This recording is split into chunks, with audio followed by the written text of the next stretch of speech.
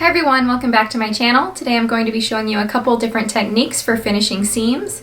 All of these are really great and you can pick whichever technique works best for your current project. Alright, let's jump straight into the first one. The first and most common method of finishing seams is with a serger. This machine finishes the edge of your fabric and also cuts away any extra fabric as it sews.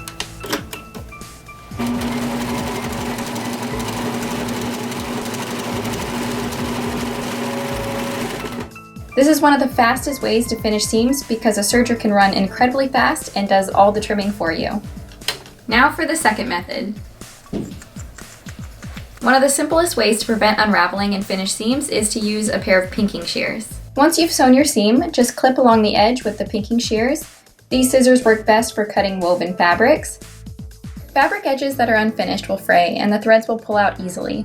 The sawtooth pattern does not entirely prevent the fraying, but it limits the length of the fraying threads. So, you don't own a serger or a pair of pinking shears, and you still want to finish your seams. Zigzagging is a great option. Almost all machines come with a zigzag stitch, and it also has adjustable stitch widths and stitch lengths, so you can play with this to see what works best for your project. There are two ways to finish seams using a zigzag stitch.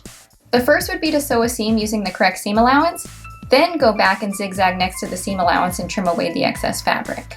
This finish is very close to a serger seam and will eliminate most unraveling. The second way to finish a seam using a zigzag stitch is to zigzag the edges prior to sewing the seams together and then attach the two pieces of fabric together.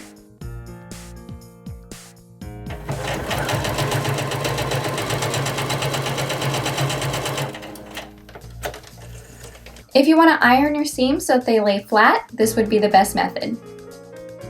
You can also finish seams using bias binding or bias tape. This is ideal for items like unlined jackets or coats, where you may be more likely to see the inside of the garment. The bias tape hides the seam allowance and will prevent the fabric from fraying, and it creates a very clean look. This is the only bias tape I have on me right now, but you can use different widths of tape depending on your project. The fifth method I have for finishing seams is with French seams. These seams have to be one of the best ways to finish the inside of any project, and it's one of my personal favorites. The seams are very sturdy because they are sewn twice, and they also work really well for sheer fabrics. Instead of sewing your fabric right sides together, you're going to face the fabric wrong sides together and sew along the seam. Then you're going to trim away the seam allowance. So here you can see we have trimmed away the seam allowance and we just have this small raw edge.